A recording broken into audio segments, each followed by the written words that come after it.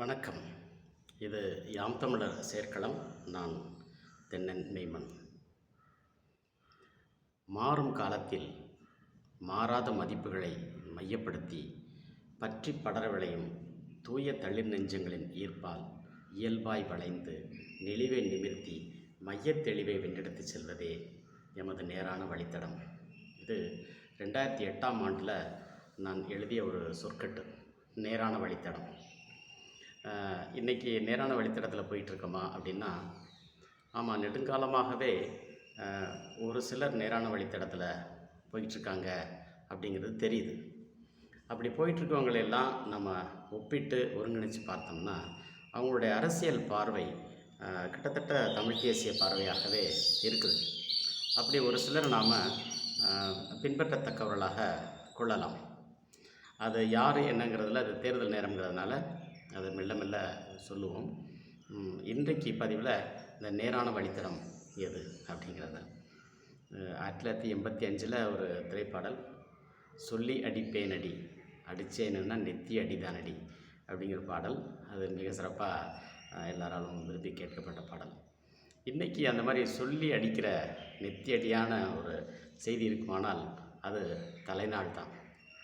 ஒரு மாதப்பிறப்பு நாளை சொல்லி இன்றிலிருந்து 12 நாட்களுக்கு நாம் கூடி தொழில் செய்வோம் அப்படின்னு சொன்னாலே, உவப்பத்தலை கூடி உள்ள பிரிதல் அனைத்தே புலவர் தொழில் அப்படின்னு திருக்குறள் சொல்லக்கூடிய அந்த புலவர் தொழில் மீண்டெழும் அப்படின்னு தெரியுது.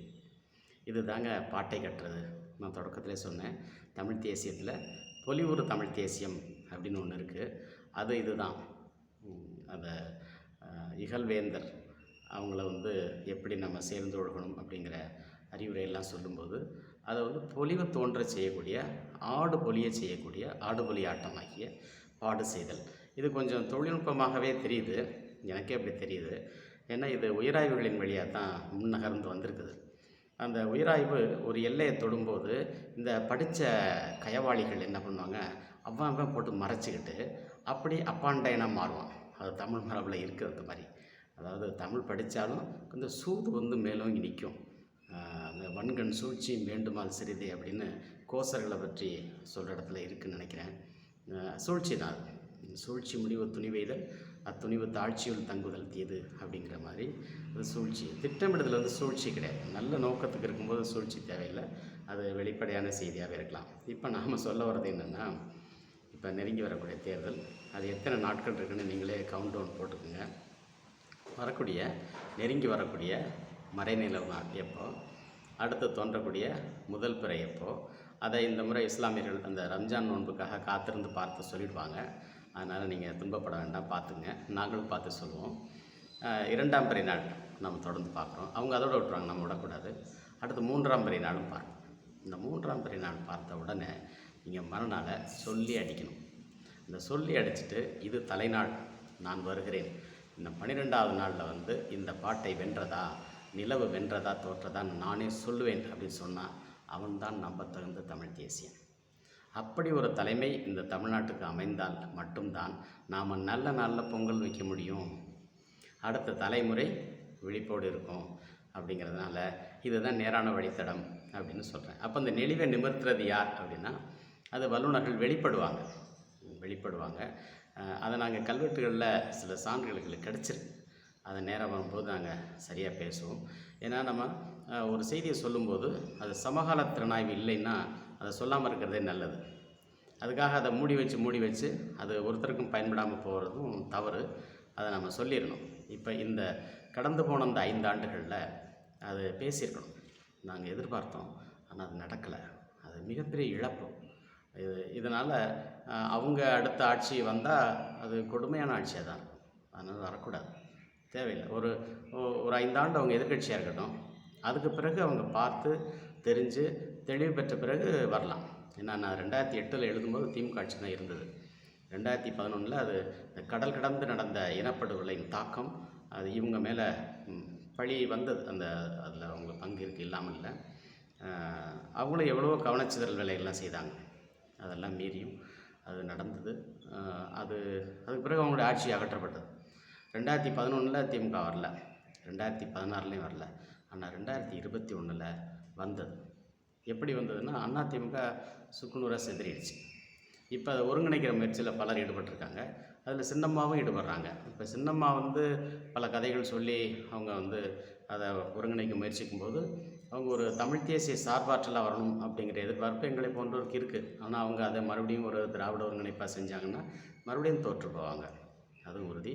ஆனால் அவங்க செய்ய வேண்டியது என்ன அப்படின்னா, இந்த ஜெயலலிதா வந்து தையில் கை வச்சு கலைச்சாங்களே, அது தவறு அப்படின்னு அவங்க திருத்தம் ஒத்துக்கணும். ஒத்துக்கிட்டு அதுக்கு வருத்தம் தெரிவிக்கணும்.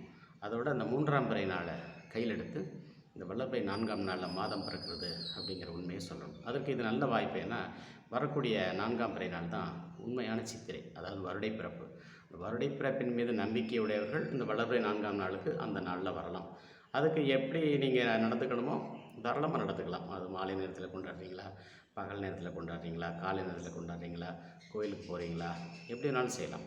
இதில் ஒரு பெரிய செய்தி என்னென்னா, இந்த பெரியார் கருத்தியலின் நீட்சி தான் எம்ஜிஆருடைய ஆட்சி அப்படின்னு சொல்ல வேண்டிய தேவை அன்றைக்கி இருந்தது. ஏன்னா அவர் அதில் வளர்ந்து வந்ததுனால.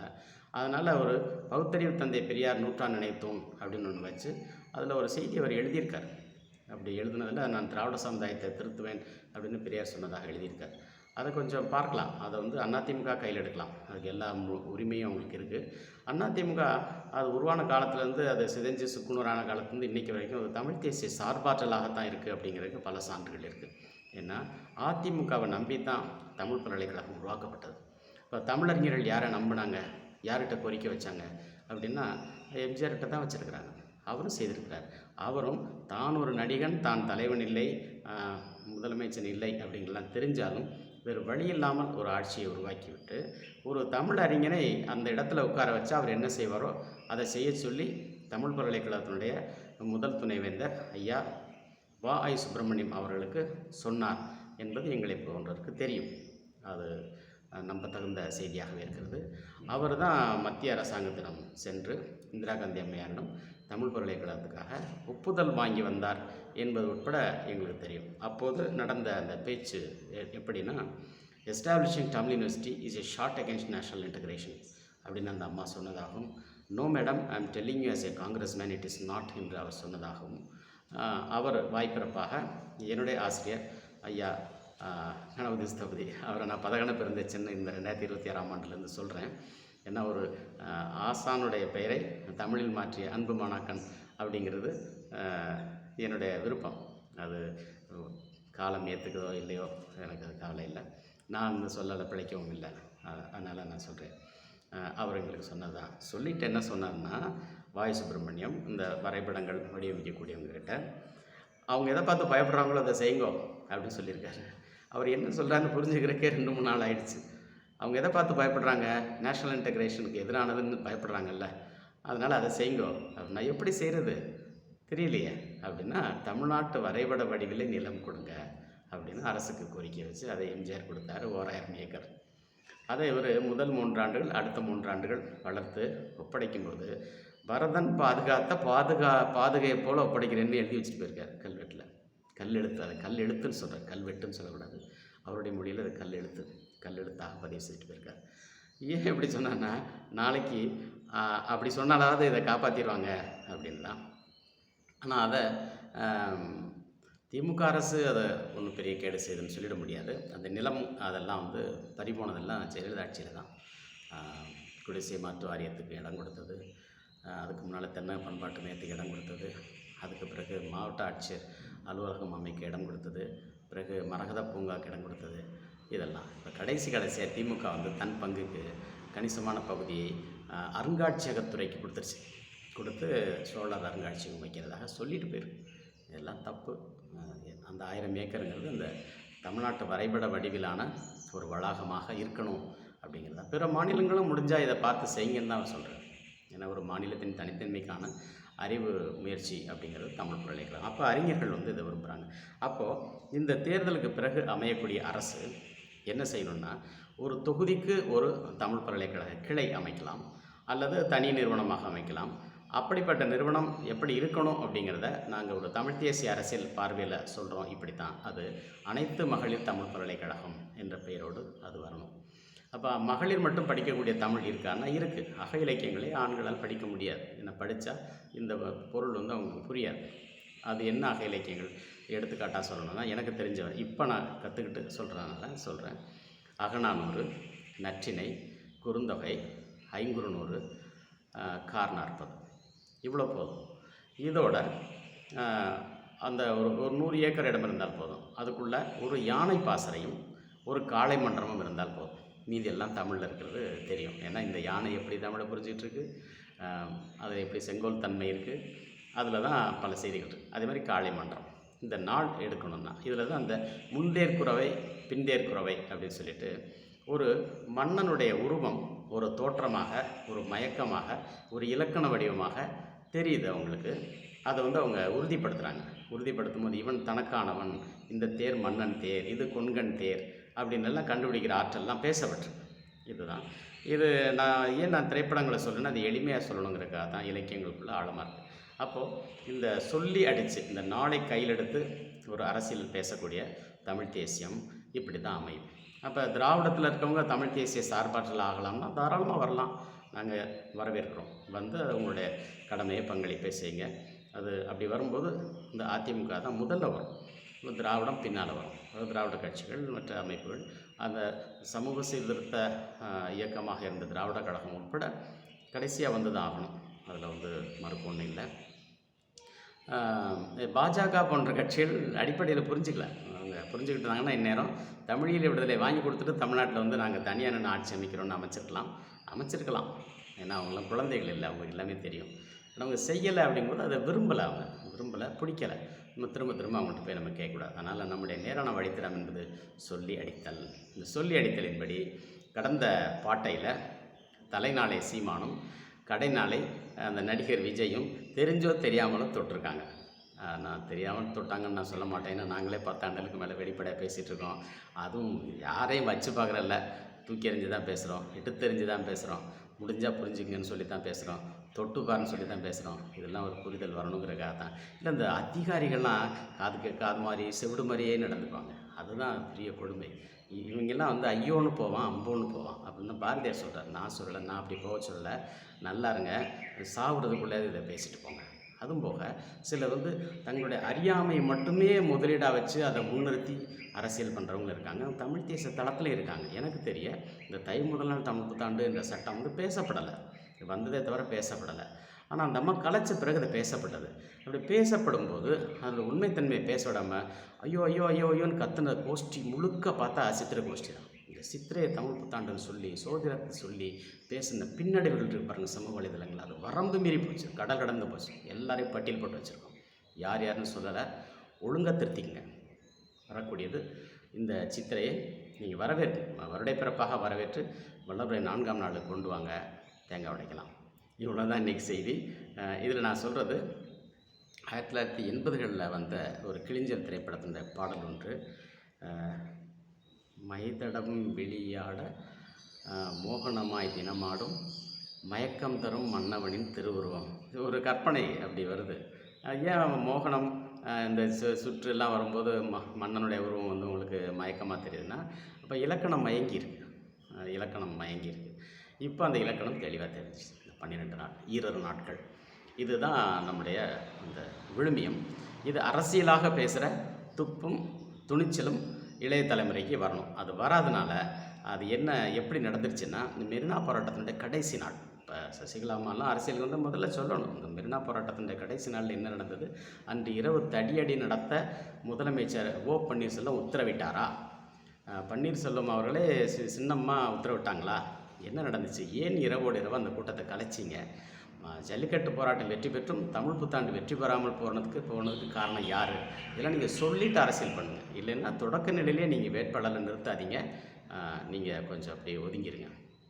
இதுதான் சரியானது அப்படின்னு நான் நினைக்கிறேன். என்னுடைய பார்வை. நம்ம யார்கிட்டையும் போய் கோரிக்கை வைக்க முடியாது. நீங்கள் செய்யுங்க, சரியாக செய்கிறீங்களா இல்லையாங்கிற நாங்கள் தள்ளியிருந்து பார்க்குறோம். இல்லைன்னா ஓட்டு போடுறவங்க சார்பாக உறுதிமொழி நாங்கள் கொடுக்க முடியும். இந்த சொல்லிட்டோம் பார்த்தீங்களா, யாம் தமிழை சேர்க்கலாம் என்ற ஒரு வல்லுநர் குழு ஒரு தொகுதிக்கு ஒரு அனைத்து மகளிர் தமிழ் பொருள் இயக்கங்களை அமைக்கும் அப்படின்னு. நீங்கள் அமைக்கிறதுக்கான திட்டம் கருத்துருவெல்லாம் கொடுங்க, எல்லா உலக நாடுகளும் வரும். அனைத்து மகளிரும் போது பிற நாட்டு மகளிர் கூட வரலாம். நாங்களும் ஒன்று அமைச்சுக்கிறோமே, எங்களுடைய அறிவை நாங்கள் தமிழோடு ஒப்பிட்டு பார்த்துக்கிறோமே, நாங்களும் அதிலேருந்து அந்த எதிர்வினை நாங்கள் எடுத்துக்கிறோன்னு சொல்லலாமே, தாராளமாக சொல்லலாம். அதைத்தான் நாங்கள் வரவேற்கிறோம். இதே முயற்சி தான் 1923 மூசி பூர்ணலிங்கம் பிள்ளை அவர்கள் மேற்கொண்ட முயற்சி. The Tamil university the work done and to be ton.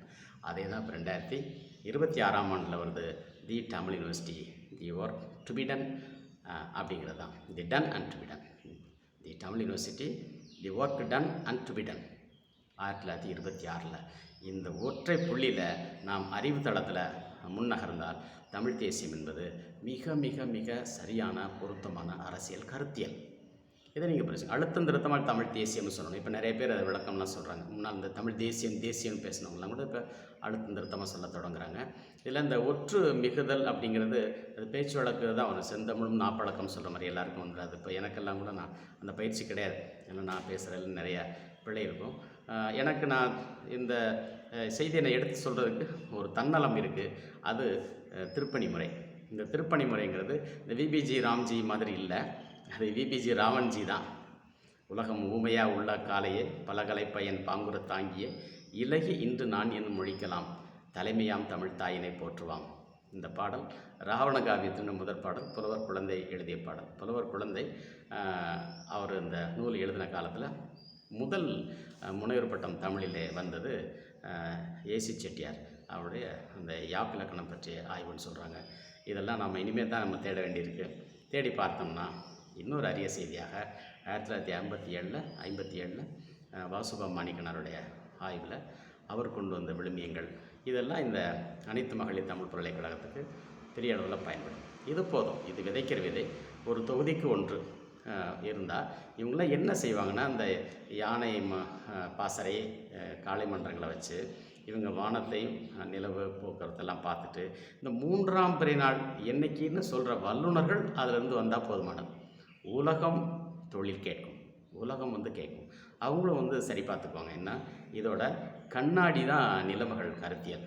ஆக இது தாங்க ஒரு தலைவனுடைய அடையாளம். அதுதான் அவங்களுக்கு மயக்கமாக தெரியுது. அதனால தான் நாளைக்கு விஜய் வந்தாலும் பெரிய அரசனை போல் தெரிகிறான், யார் வந்தாலும் தெரிகிறாங்கன்னா அவனை நாம் தானே நடிக்க வச்சோம். அவன் நடிப்பு முடித்தோடனே அவன் போயிடுவான். அவன் போயிடணும். அவன் குடும்பத்தை பிள்ளை குட்டியெல்லாம் பார்க்க போயிடணும். அவனே ராஜாலாம் வரக்கூடாது. அது மாதிரி தேர்தல் ஆணையம் போன்ற அமைப்புகள் அதை தெளிவுபடுத்தணும். அவன் என்ன சொல்லன்னு தெரியல, அது இவ்வளோ பின்னடைவாக இருக்காங்க. அதனால் இதில் ஒன்று மட்டும் தெரியுது, தமிழர்களை தமிழர் அல்லாதாரால் அடக்கி ஆள முடியாது. ஒரு தேர்தல் ஆணையம் கூட தமிழ்நாட்டுக்கு ஒழுங்காக தேர்தல் நடத்த முடியாதுன்னு தெரியுது. மொழி மாநிலங்கள்னு பிரிச்சுவிட்டு அப்புறம் எந்த மாநிலத்தை சேர்ந்தோன்னு எந்த மாநிலத்தில் நிற்கலாம், எவன் வேணாலும் எங்கே வேணாலும் ஓட்டு போடுறேன்னா அப்புறம் எதுக்கு பிரிச்சிருக்க? தனித்தன்மை நம்ம இழக்கிறோம். தமிழர்கள் தமிழ்நாட்டில் தமிழர்களாக வாழ்ந்தால் மட்டும்தான் மற்றவங்களுக்கு பக்கத்தில் பயன்படும். இவங்களை அழிச்சிட்டு நீங்கள் நல்லா இருக்க முடியாது. அதனால் அவங்களுடைய மொழி அவங்க இடத்துல இருக்கணும், அவங்களுடைய பெருங்கலைகள் அவங்க இடத்துல இருக்கணும், அவங்களுடைய பண்பாட்டு அடையாளம் அப்படி இருக்கணும். நல்ல நாளில் பொங்கல் வைக்கணும். இதெல்லாம் வேணும். இன்றைக்கி இந்த பஞ்சாங்கம் படுத்துகிற பாடு நிறைய பேரை முட்டாளாக்கிடுச்சு, நிறைய பேரை மூளை வளர்ச்சி இல்லாதவர்களாக ஆக்கியிருக்கு. அதனால் அதை திருத்தம். வரக்கூடிய முதல் பிறையை எதிர்பார்ப்போம், 2ஆம் பிறையை பார்ப்போம், 3ஆம் பிறையை பார்ப்போம். 4ஆம் நாளில் சித்திரைன்னு சொல்லிட்டு ஒரு செதறு தேங்காய் உடைப்போம். தேர்தல் வரட்டும். தேர்தலுக்கு பிறகு அமைகிற அரசு தமிழ் தேசிய தமிழ்நாட்டு அரசாக அமைய நாம் ஒருங்கிணைந்து பாடுபடுவோம். நன்றி.